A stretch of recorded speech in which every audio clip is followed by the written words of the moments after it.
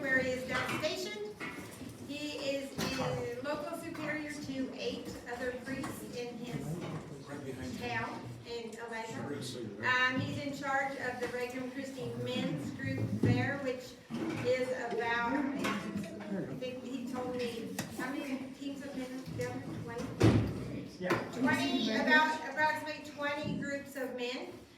And he just became a counselor to the North America Territorial Director. So now they'll listen. No, I'm kidding. Anyway, if you guys want to get any final drinks or snacks to begin, do so. And Father Bruce, you can come forward. Okay. Thank you very much.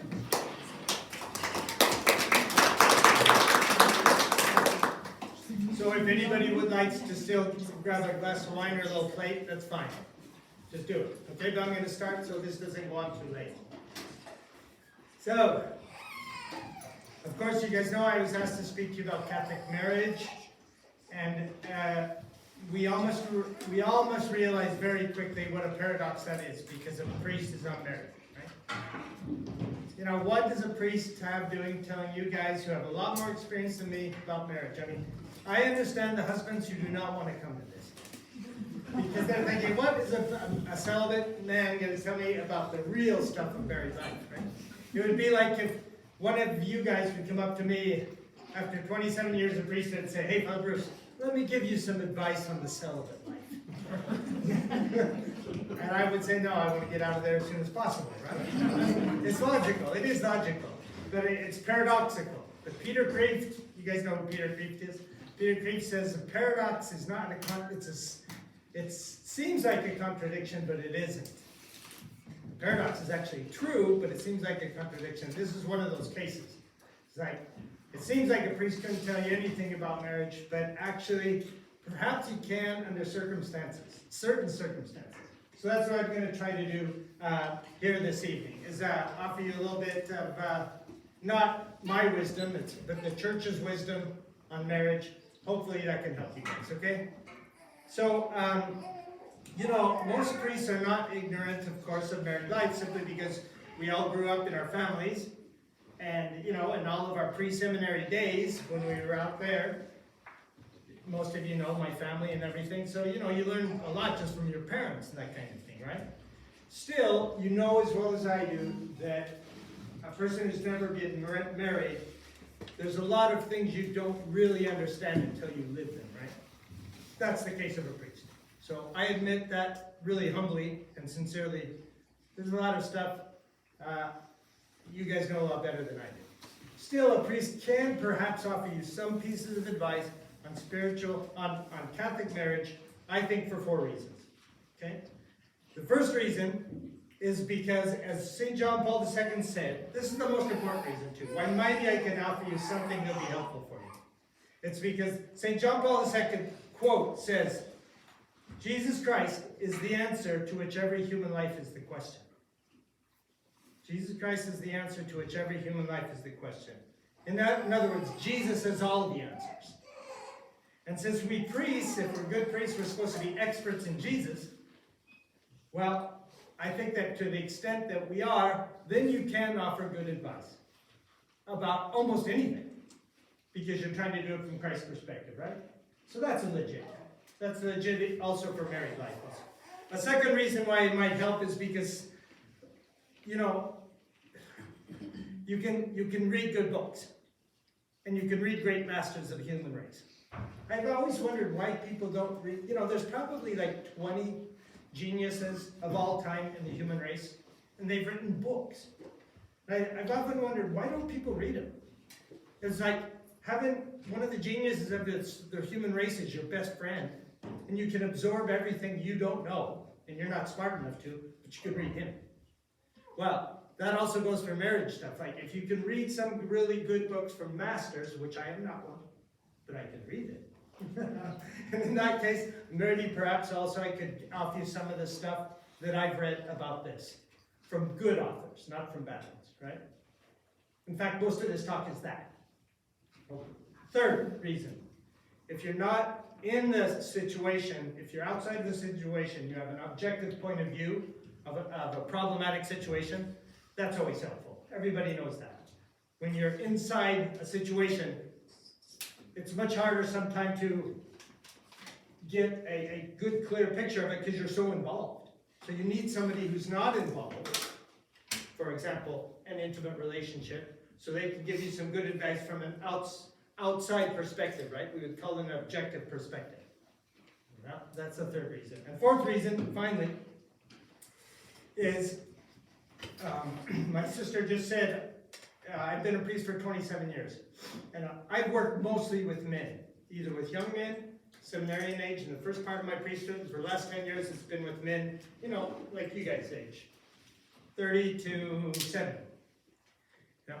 And one of the main things when a priest goes to talk to people, you know what, I'm not kidding you, one of the main things that people, when they really get serious, they talk to you about, you know what it is? Their spouse. They talk a lot about their spouse, either for the good or for the bad, you know? And it's like a huge part of their life. And so priests learn a lot through simply talking to hundreds and hundreds of people, you know, about this. And you hear about the good, the bad, and the ugly, right? So that's another, and I have done a lot of that. So I'm going to kind of put all of those things together and try to offer you guys some things, you know. You know, I don't remember when I had this conversation, but this is a true story. I think it was one of my brothers-in-law. If it wasn't, it was Terry Wren, my brother-in-law. No? But I have 4 brothers-in-law. Miraculously, I actually like them all. Let's go, Roger. And I think one of them told me once, I said, hey, I have to give a marriage talk. I said, what should I tell these people? And this person, I don't remember who said this, but it's a true story. Yeah, he said, hey, just tell them that marriage isn't about the first 10 years. It's about the last 40. Marriage isn't about the first 10 years, about the last 40. I thought that's probably high wisdom then. You know why? Because if we never consider a marriage as successful unless it lasts. Even if you have a couple that's like super happily married for 7 years, 10, 15, right? But then something happens and they get a divorce, they break up, a big family tragedy. You say, what a pity, but failed marriage. The only way a marriage is considered successful is if the couple can live a flourishing life together, reasonably happy, you know, and make it to the end, you know. And I'll be able to offer that to their children also. That's a successful marriage. So it is. So what I'm gonna do for about 30 minutes is present to you some things concerning marriage that you probably, at least some of you probably already do know, but I'm going to try to present them to you from a priest's point of view, the church's point of view. And maybe reflecting on them kind of together, you know, will help you in your vocation of married life. Sound good? So, 3 main points. 1, respecting God's creation and sacrament of matrimony. 2, marriage as a unique human relationship that most resembles our final union with God. And 3, some practical advice. Not even advice. Some practical things that people have told me can really help a marriage. Okay? Point number 1. So, before we even talk about matrimony as a Catholic sacrament for Catholics, it's useful to look at marriage before the Christian era. Because there was actually marriage before Jesus came around. Because under, you know, in our today's society, under the barrage of arguments, for example, for gay marriage, or simply living together and not getting married at all, which is the norm now, basically, right? With young couples, more than the contrary. Why do we as Catholics insist so much on the traditional definition of marriage? That is, the legal, exclusive, and permanent union between a man and a woman in order to establish a family. Why do we insist on that so much? Let's say Jesus didn't exist. Could we still insist on that? Well, the wise people, before the life of Christ, right before, would say yes. They would say yes. You know who did this? The Greeks and the Romans. Before Jesus Christ even came. The Greeks and the Romans were the first, kind of the pinnacle of human society that decided we need marriage as a human institution because it's good for our society. You know? For example, the Romans, people don't know this, but before the Greeks and the Romans, it was basically, summarizing, right? A polygamous society. One man and a bunch of wives. And the Greeks and the Romans, just through experience and through intelligence, they just, that's not a very good setup. I'm talking about not the Jewish tradition now, kind of the Greco-Roman tradition, right? They decided it wasn't a good situation. Why? Stated simply, they saw monogamous, stable marriage as a great step forward in their society's civilization and progress. And the Romans, for example, generally insisted on monogamous marriage because they saw in it an ideal that promoted three benefits for the man and the woman and Roman society. So these are Roman pagans. They didn't care about Jesus. They were just trying to think things through, right? And what were the three things the Romans saw? They said it was good for society because it produced good. Oh, here it is. Guarantee of property and heritage. Like, how do you pass on your heritage if there's no law? Like, which of these 100 kids gets, property and heritage. They were actually, if you have a stable marriage, you can have a stable legacy of giving your goods to those children of yours that you consider most dear to you. Okay? First, that citizenship. The only way you could become a Roman citizen is if you were a child of a real marriage, established under law, legal, and exclusive, and children, of course. These three benefits define the purpose of marriage in ancient Rome. So the first time we hear about marriage as an institution, in the extra-biblical sense, I'll talk about the Bible later, we hear that it was good for society. In order to have a civilized society, the Greeks and the Romans, especially the Romans, but the Greeks were getting there also, they said they needed it because they needed good citizens. For Romans, to sin against marriage was to sin against Rome, because by doing it, you were destroying the fabric of society. Adultery, for example, we don't know this. One of the reasons we don't know this is the Rome we know is the decadent Rome at the end. And it's true. But adultery was always against the law in Rome, even until the end. They ignored it at the end. The men did. The men were still very strict with the ladies. They couldn't be adulterous, but the men had all their concubines and everything. But actually it was against the law. And in early Rome, it was not the case.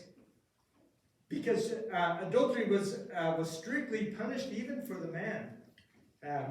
And legally, a man was not permitted to have a wife and a concubine. Why? Because they said, then you're going to start having all kinds of problems. You're going to have, I'm not using this as a bad term, but a bastard child who is not legally, what do you do with this kid? He has no legal rights, And so they said, no. Sin against, for them to commit adultery is a sin against Rome.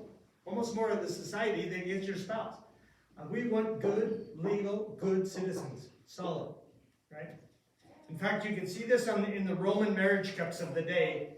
You see the two Romans, the spouse and the husband, the wife and the husband, they're coming together, and Juno, the goddess of marriage, is holding a crown above their head, and when they're being married, their goddess, Juno, the goddess of fecundity and marriage, is crowning them. So the gods of Rome wanted this to happen, Marriage was good for civilized society, for it provided not only for orders and law and concerning heritage, but it gave legitimacy to children. Do you know that was the first children's rights? Outside of the Christian and biblical tradition. Is that, this is a legal child. He has rights. You know why? Because his dad has rights. You know why? Because he's a citizen. The first women's rights, all of a sudden a woman has, oh my God, this woman has rights now. She's an exclusive wife of this guy, this powerful senator. You don't mess with Claudia or whatever the Roman person was. Children's rights, women's rights, and of course children would become good citizens because they were brought up in a stable family. The reasonableness of these laws throws some light on how unreasonable our anti-marriage culture has become today. Good enough. The other source on which Christian marriage is founded is the biblical tradition. So that's kind of the extra-biblical tradition. we all know if you read the Old Testament, there was a lot of polygamy also with Abraham, all that kind of stuff. But even with one so early as Abraham, he usually had one real wife, and then concubines, right? Sarah and all that type of thing, right? The Old Testament stories. But even in Jewish tradition, very soon, there was a huge emphasis put on monogamous marriage. And of course, one of the reasons is because the Ten Commandments, very early in Hebrew history, Ten Commandments said, thou shalt not commit adultery. So, but it's very surprising to see how this biblical tradition kind of, it went so well with the Roman tradition that it wasn't too hard to bring the two things together. How strange that our modern society is throwing all that away, right? The Bible itself begins and ends with marriage. It begins with the union of Adam and Eve and ends with the Lamb of God, the Lamb's marriage with the New Jerusalem decked as a bride, In other words, Christ's marriage to the church. For the Jews, monogamous marriage was already a high ideal, and Christ and St. Paul after him put it on an even higher level, making it a sacramental symbol of ultimate marriage or union with God. So for Christians, marriage is important because it is a prefiguration of our ultimate union with God. And in the Paleo-Christian wedding cups, so we still have their pottery and stuff, instead of Juno placing the crown on the couple, who was placing the crown? Christ. They just took Juno out and put Christ in there. And he was the one putting the crown and saying, this is blessed not only by society, now by God, now by Jesus Christ, Savior of the world. Now, that's what makes it sacred. Practically speaking, in the Christian tradition, it was St. Augustine who first articulated Christian marriage in theological terms. For the Romans, marriage, we said, was for property, citizenship, and children. Heritage also. St. Augustine speaks of the newness of Christian marriage by writing about the three new Christian goods of Christian marriage.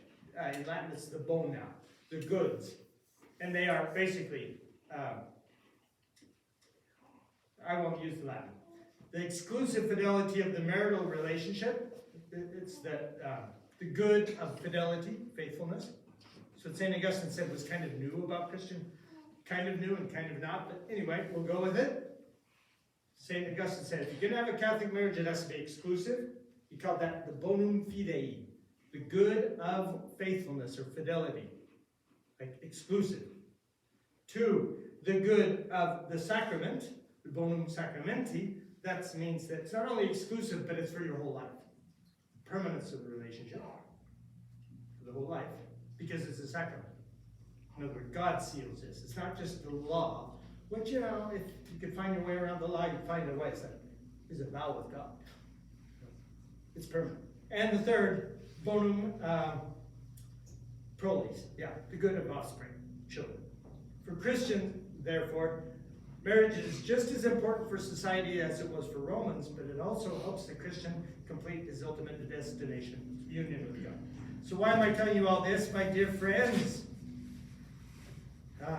Because only when we understand and accept that marriage is naturally a good thing for us, not only supernaturally, we'll get to that, but even naturally, does that give us a basis from where we can talk about why we and you should defend, I know you do, but hey, with conviction, marriage in general and your marriages in particular. Let's just give one counterexample. I could skip this section, but very briefly. One counterexample is the so-called gay marriage, right? What's the matter with gay marriage, That's what probably your nieces and nephews are going to start telling you pretty soon. Like, hey, what's the matter with that? It's, they're going to start saying. And you could say, well, first of all, it's what we call double talk. It's using a word that has, since the foundation of modern Occidental society, meant an institution for the good of society, even, and the individual, and that using that word for another kind of relationship that's good neither for the individual nor for society. It's still a relationship. That could be given. But it doesn't have anything to do with what old marriage was about, right? Humanity's always had unproductive relationships. It always will. There'll always be gay people, Or this isn't a talk about homosexuality, right? but let's just say there will always be tendencies toward homosexual activity. There always has been. The Greeks, even though they had their laws, they were notorious for this. And the Romans, even though they had their laws, they were notorious for concubinage, one guy with a whole bunch of women. But still, they were at least honest enough to not call that marriage. And they knew also, they were probably naively honest enough to not say it was good for their society.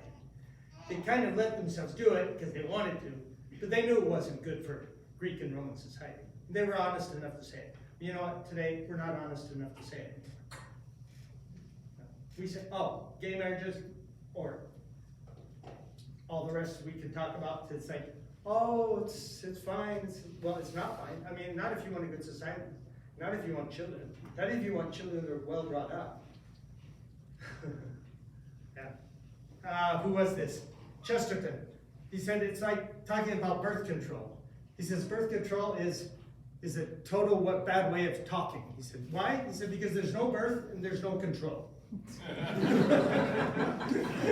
and somebody picked up that and said the same thing with gay marriage. It's not gay, it's not happy, it's not a marriage. No, it's like putting a different, that's what they always do, my friends. They steal our language. They take a word and they steal it and they twist it totally, and then it's double speak or double talk. But anyway, the point is this. How we behave concerning marriage depends on what we think marriage is. If marriage is the natural and reasonable way for civilized people to have good families, good citizens, good countries, and if it's God's way, as Scripture teaches us, if we want to take Scripture as an authority, right, then we have to behave to it. If we think about it that way, then you behave toward it in a certain way. If we choose to understand it differently, we may do so. You can't change the law about marriage. Here's another example. Let's say what they've done in Washington, right? Marijuana is now legal. So the kids say, hey, you can do marijuana, it's legal. Well, you can do the same thing with marriage. You could say, hey, now gay marriage is legal. Okay. And the kid's parent maybe will say, maybe even would be tempted to say, it's okay, now it's legal. But let's say you turn heroin, decide to say, you know what, from now on, heroin's going to be legal. And now the kids say, you know what, you can take heroin, it's legal. No? And it starts, or I don't know anything about drugs, but some hard drug, right? You could say that it's okay, but it's very damaging. I don't care if it's legal or not, it's ruining your nature as a person, right? You can legalize it all you want, and it's not doing you any good. That's what they're trying to do with marriage. Well, besides just destroying it, they're changing the definition. Well, change it all you want, but now you no longer have marriage and the good that it was for society and for individuals. Maybe legal, but it's not good for you, right? St. Thomas Aquinas, this is really cool. I didn't know this. I learned it recently. St. Thomas Aquinas, when he was talking about the virtue of temperance. Temperance is the cardinal virtue which regulates our desire for food, drink, and sex, right? He says, when that virtue, even though it's the last of the cardinal virtues, is super important because he says, the powers temperance is supposed to order and control, quote, can most easily bring unrest to the spirit because they belong to the essence of man. Of course they do, sex, eating, and drinking, right? In other words, our sexual and gender-related behaviors are so close to what we are that when we disturb them, it's much more serious and potentially dangerous than even other external sins, even perhaps more than drugs, I don't know. You can't play with that stuff. It's like dynamite, It's like dynamite. And he says that's why we have to be temperate, because these are the things that most touch the essence of people, right? For example, how we regulate our sexual activity, and how we, how we order that and put it into a civilized way of being, right? Cardinal Ratzinger said this in a famous homily in 1986. I don't know if it's famous, but it should be. He said this. Amazing thing, because Cardinal Ratzinger was not a man to exaggerate, right? Straight, you knew what he was talking about, right? This is what he says. The destruction of families, which is what's happening, is the surest sign of the Antichrist, who, under the disguise of bringing peace and liberation, destroys all peace. So, you want to know, according to Ratzinger, if he's right, pretty good authority, right? After Aquinas, Ratzinger, right? So,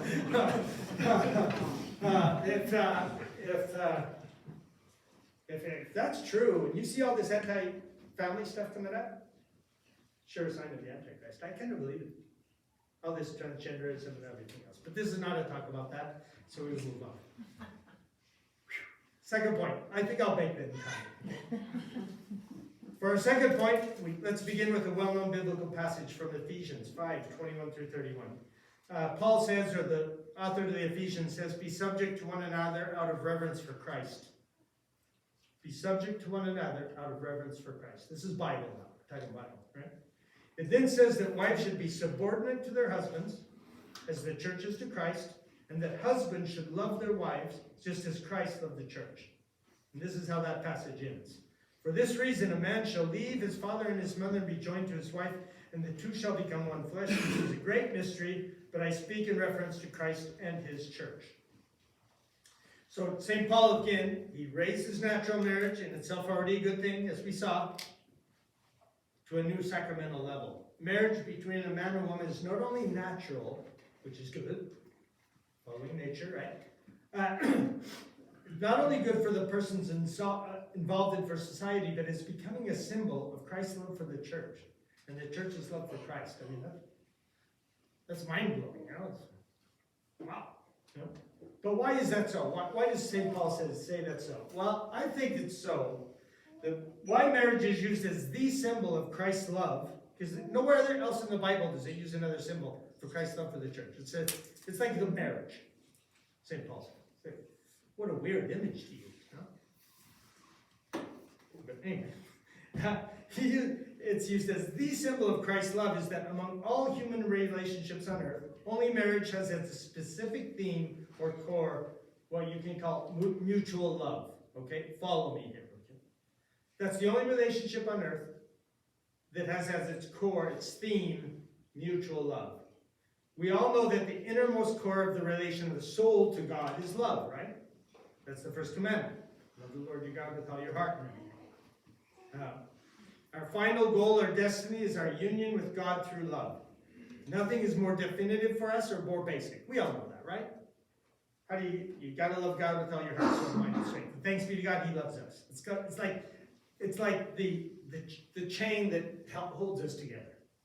And it's our chance for victory in life, if you can make that happen, right? Well, of all the human relationships that exist, only marriage has the same kind of mutual love at its core. That's a really amazing thing. In friendship, for example, mutual love is not the core of the matter, as any true friend will tell you. You know, it's rather a community of thought or spiritual interests and common experiences. You know, that's what friends do to you. They like the same thing. They like each other's company. Yeah, but it's not the other person really. It's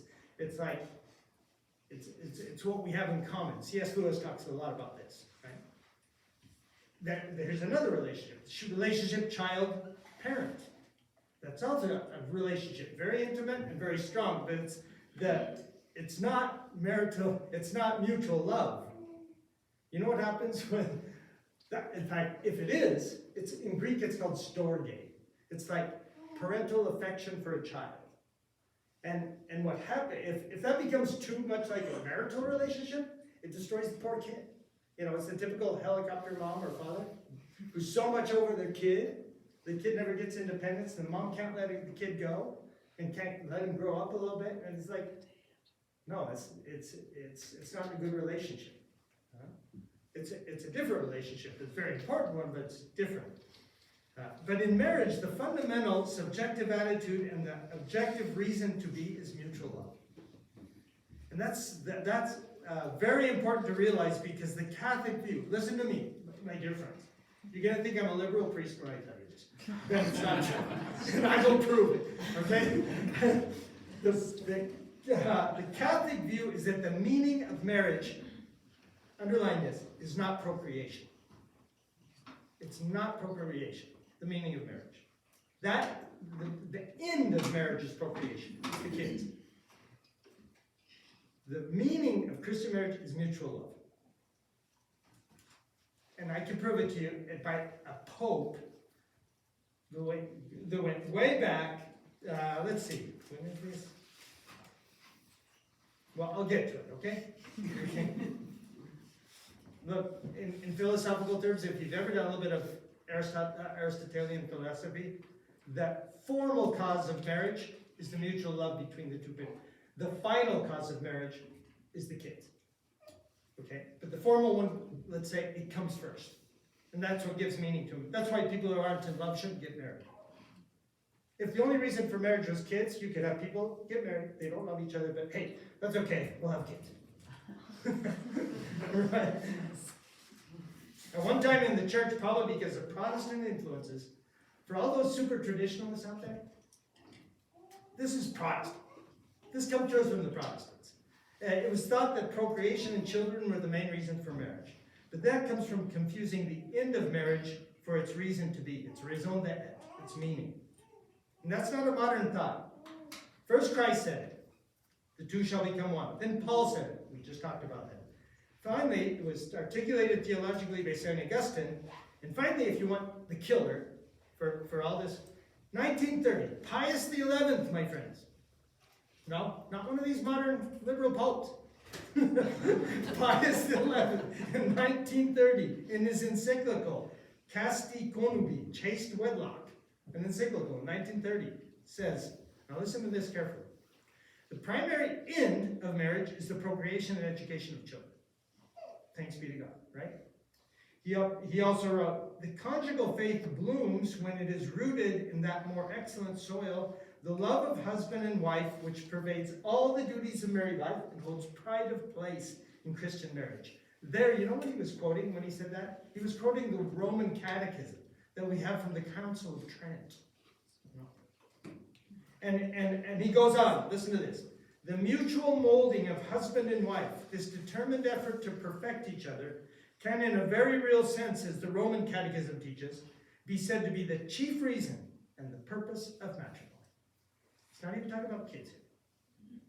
The mutual molding of husband and wife, the determined effort to perfect each other, can be said to be the chief reason and purpose of matrimony. Provided matrimony be looked at not in the restricted sense as instituted for the proper conception and education of the child. It's good that, of course, who wouldn't say that, right?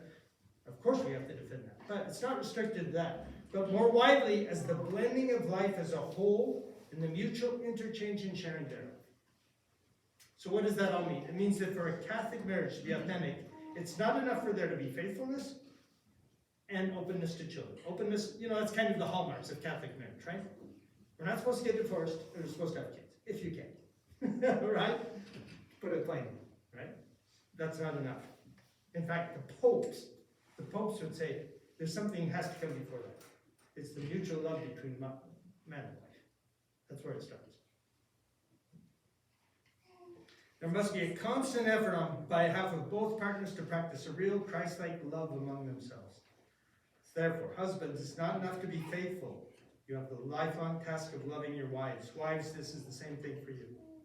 Often it is said that both partners should help the others to get to heaven. And you do that by trying to love the others as Christ loved us. Okay?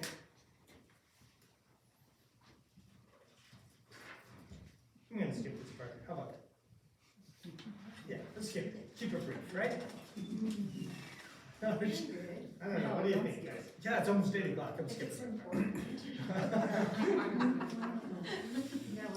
Yeah, I'm going to skip that. No. Sorry, if you want the full one, you give me $10, I'll send it. Let's go to the end. Look what I was going to say in that part. It's really beautiful.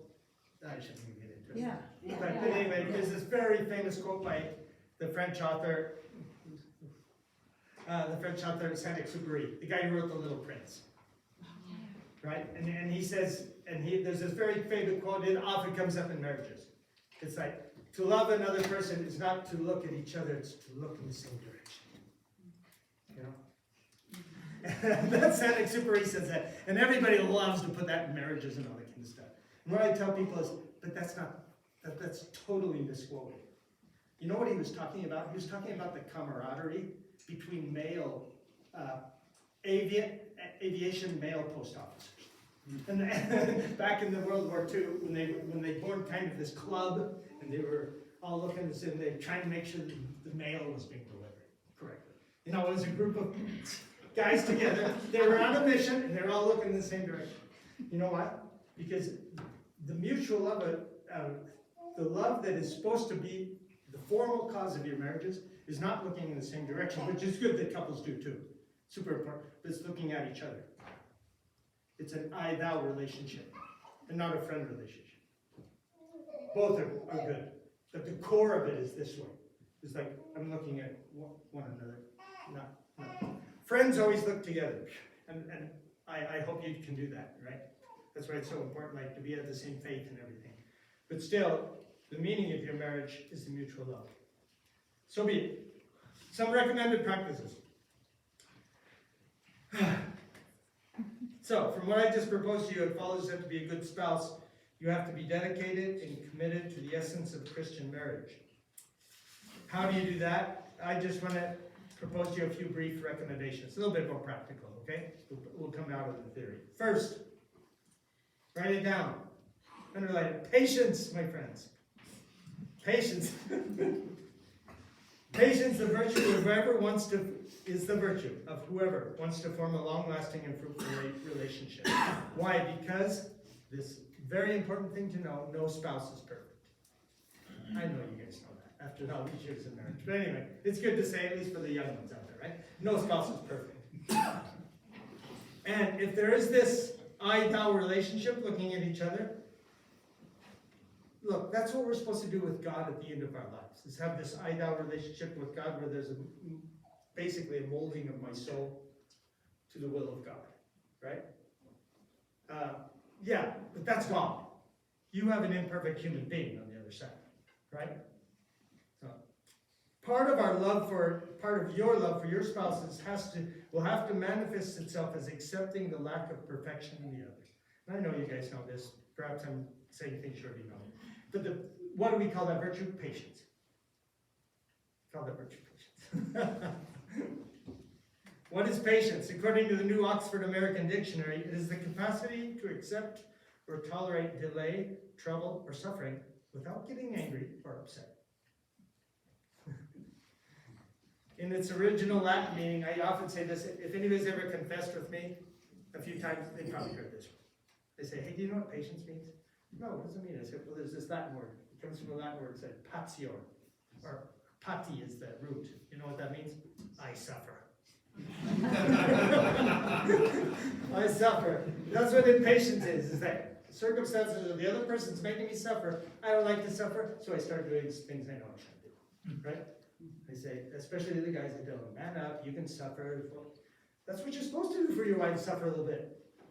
Be patient. Yeah? And wives for the ladies also. At its root, patience is the capacity to suffer because of or for another.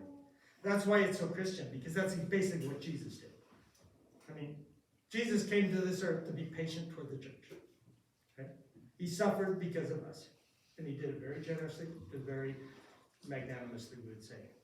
We might even say Christ came to the earth to practice patience with us. Suffer. In 1956, a Jewish psychologist from the School of Frankfurt called Erich Fromm wrote a bestseller in those days called The Art of Love. And it's got a lot of stuff, but at the very end, he says the problem with modern couples in 1956 is they don't know that loving a person, it's like a skill. It's almost like learning to paint or something. You gotta learn to love your spouse. And he says in any discipline, in any art, there's 4 things you have to do. I'm not going to talk to you about all 4 of them, but number 3 is patience.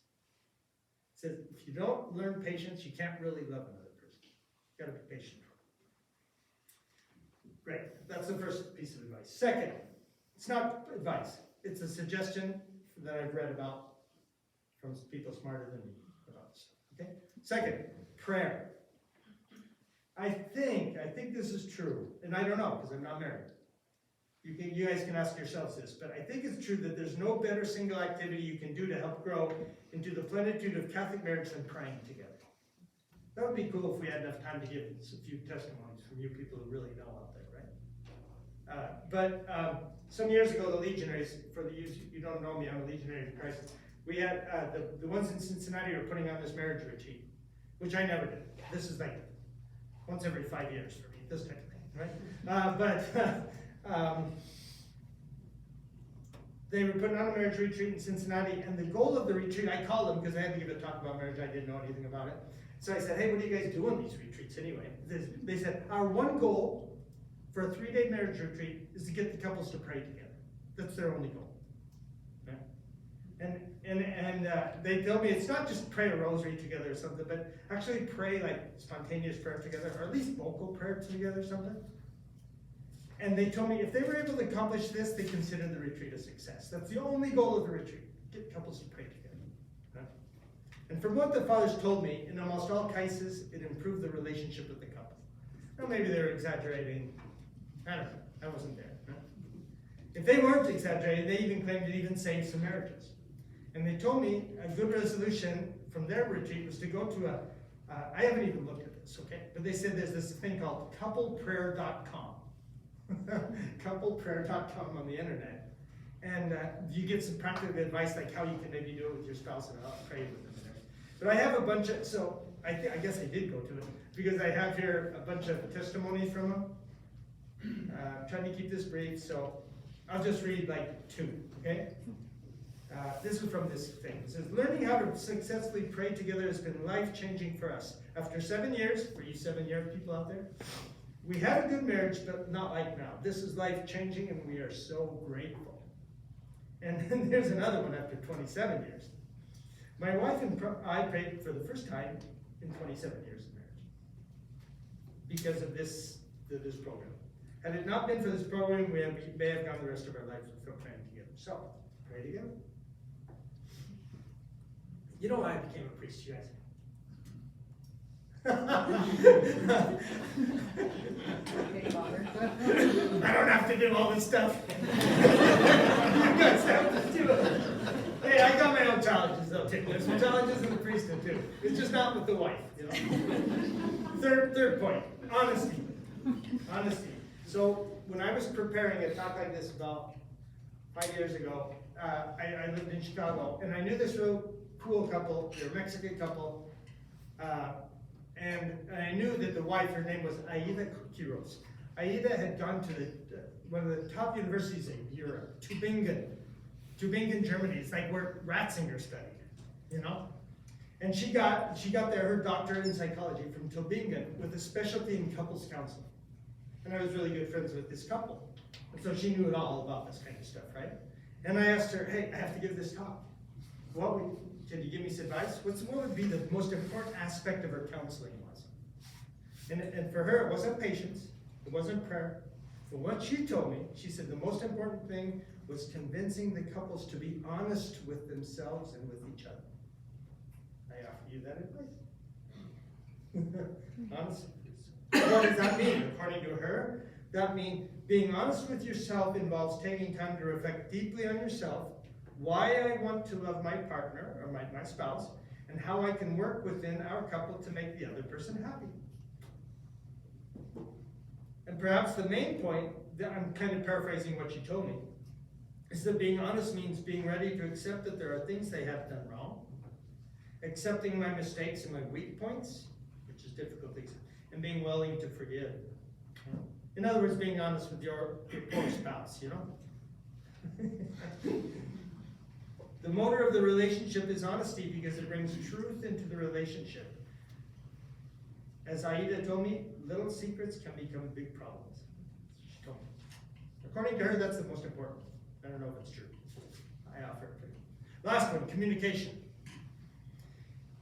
Very related to this honesty is our last point, kind of, communication. To form a successful Catholic marriage is trying to form one of the highest forms of human relationship. We already talked about it. What is specific about a human relationship apart from an animal one? Basically, there's, well, at least one aspect, a very important aspect, is that we talk. You know, even animals that couple up, they don't talk about it. They don't talk about it. Even the animals that, you know, get together for a whole life. I guess there's some species who do that, right? They don't talk about it. Human beings do, or they should. No. You know, that's right, that Jesus was the Word. The Word is powerful. It's like Spirit coming into your marriage when you talk about it. So, for you guys who know me, I'm kind of a classics nut, and if you go to Homer and read the Odyssey, Ulysses comes back from his long voyage and everything. He comes back and he kills all the suitors who are trying to marry his wife, takes care of them. You know? and then they go and they make love after like 20 years, you know? And Homer says, but when the two had had their fill of the joy of love, they took to light in tales, speaking each to the other. And they started talking for like, I don't know how long, you know? And a very good commentator on this, he's a French guy, I won't go into that. He says, with whoever speaks without acting is a hypocrite, but whoever acts, like marital act or whatever, being married, without speaking, is a beast. You gotta talk. I mean, we are human beings. You gotta talk. We're human beings. You gotta use the tool God gave you. Put a little spirit into the marriage. Your commitment to talking to each other and trying to communicate with true words is one of the most efficacious means of forming your conjugal, human, and Christian marital union. Again, from the same French author, for those of you who are interested, a really brilliant French theologian, he says, to speak about what is human is to speak about the word or speech. To speak about what is divine is to speak about the word. You bring Christ into your marriage through your words. And it doesn't even have to be the super sublime words, but make sure you talk about it, you know. So let me just tell you one other thing like this. I'm going a little bit over time. So just remember this. To communicate with your spouse is not trying to convince her of your point of view, or him or her.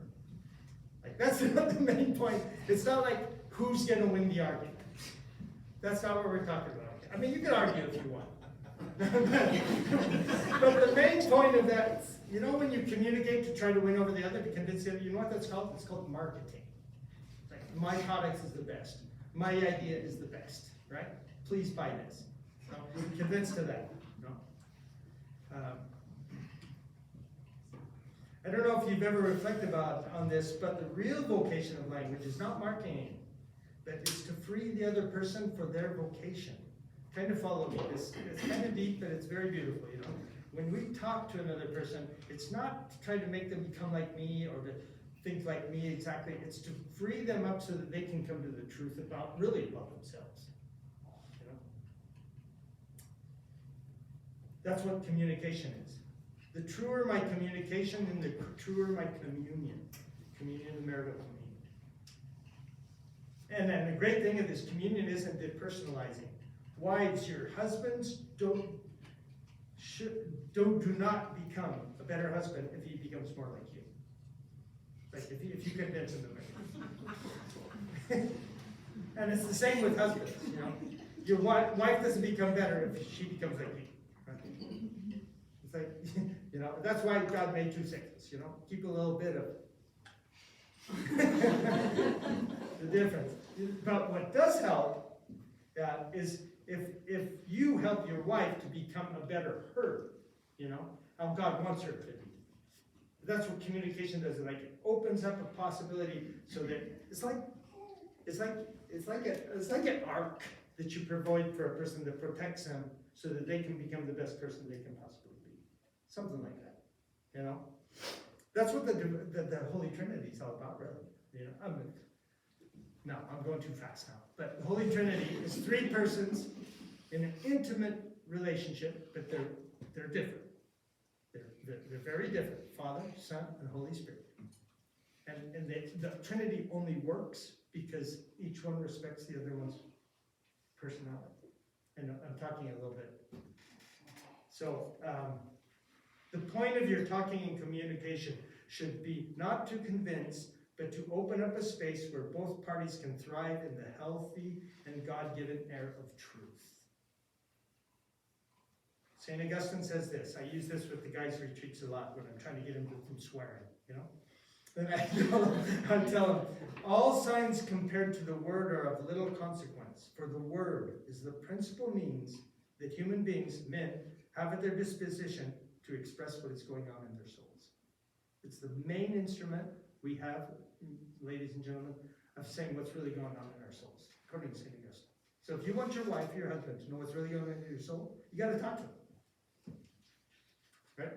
Pretty basic, huh? So I could end the talk right there. You know what I used to do? So I've given this talk like once before, but I've changed stuff and stuff. But, and at the end I said, okay, what were the first pieces of advice? I say, you don't remember. That's okay, I'm going to give you an acronym. If you have to have a chippy relationship. And I thought, that is super lame. But it's the only word I could find with a C, an H, and a P, and a P. Patience, prayer, honesty, and communication. No?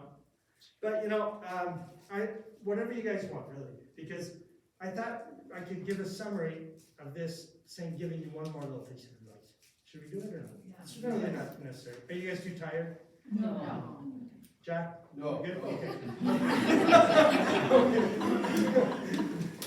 If anybody wants another glass of wine, please. So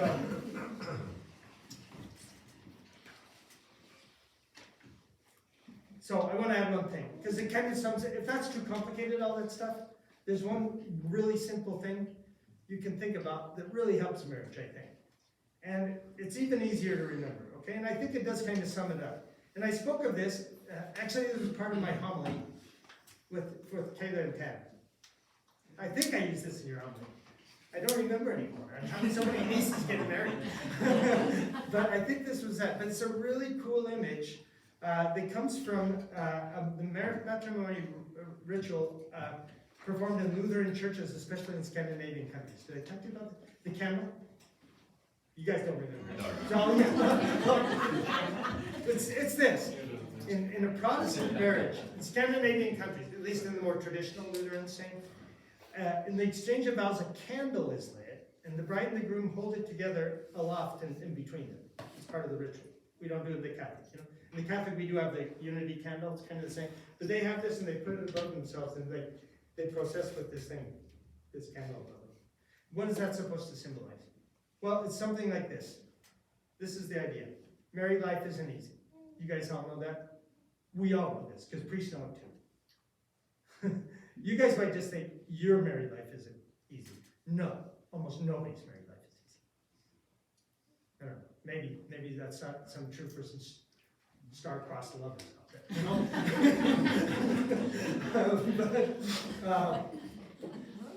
But it's usually not easy.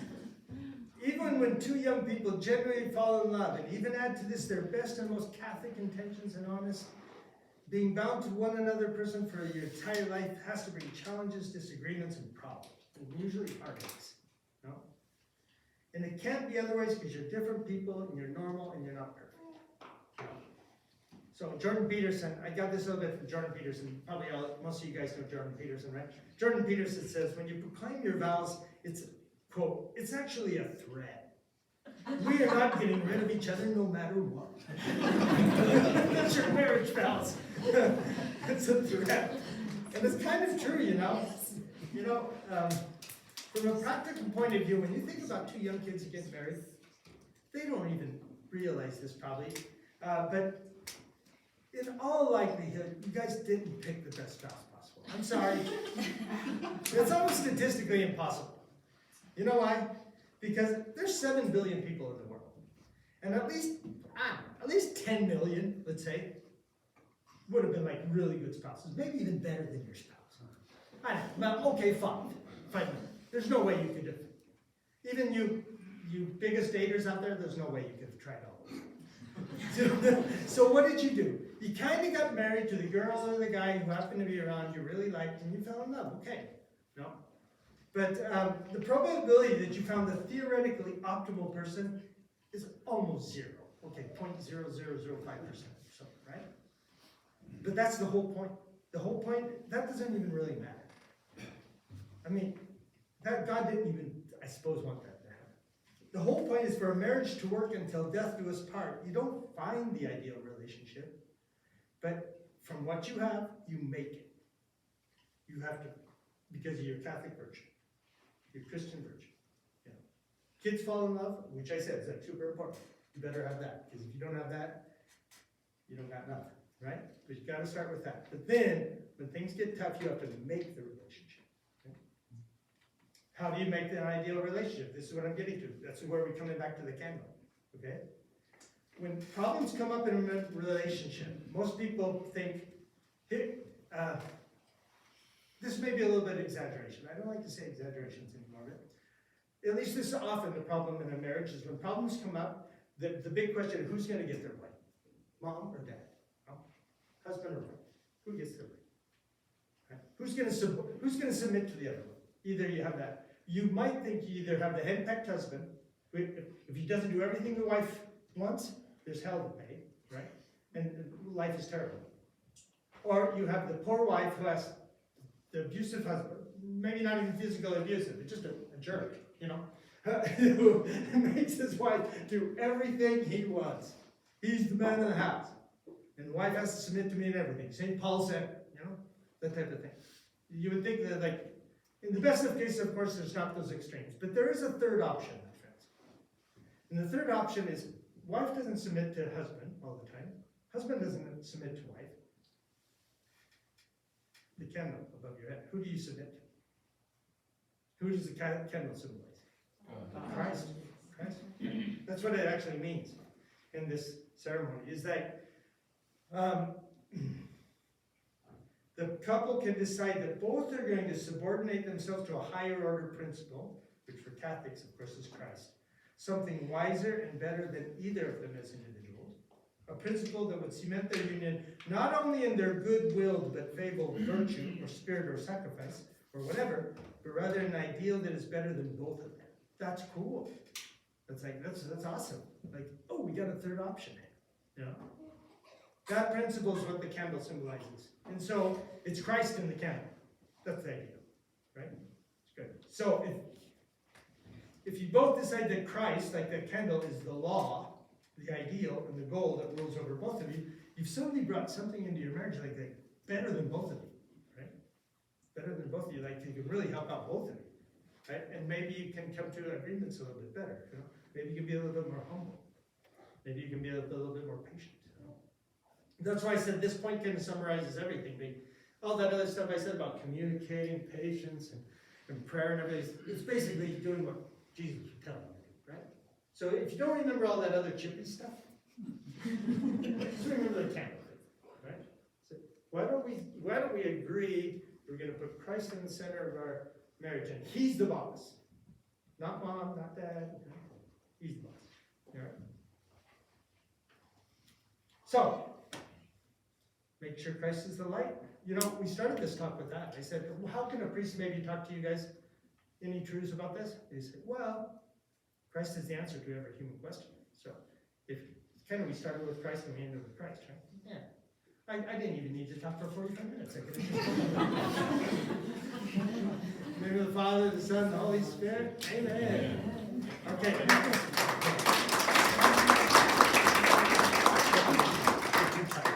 And I just would say, as a follow-up to this, we have found a program, this Wine and Wisdom was supposed to kind of kick off. It is a little program where you form together as couples in teams, and it's very flexible for the teams to decide how often you want to meet, etc. But there's a little bit of a structure to it where there is a talk structured around a virtue that would be helpful to marriages, and along with the virtue is scripture reading or catechism. Readings to go along with that. Then there's a little bit of a discussion time. There's time for the couples to meet privately on their own, and then they come back together.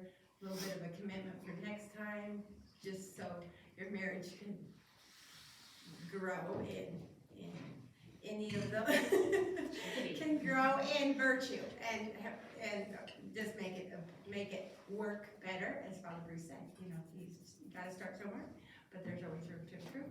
So we are going to just throw it out there for anyone interested. We actually have a sign-up sheet in the back, right at the end of the food line that if you were interested in learning more about it or joining up with a team, or you have other people that you would like to join up with, just write down your name and contact information, and then we will get back to you and get you some material. And I don't know, it's a new thing for us, so we'll just see how it goes. So thank you very much for coming. There's also a little donation box back there in case anyone wants to help Father Bruce get home, so he can come back in about a month for another wedding. But anyway, thank you very much for coming.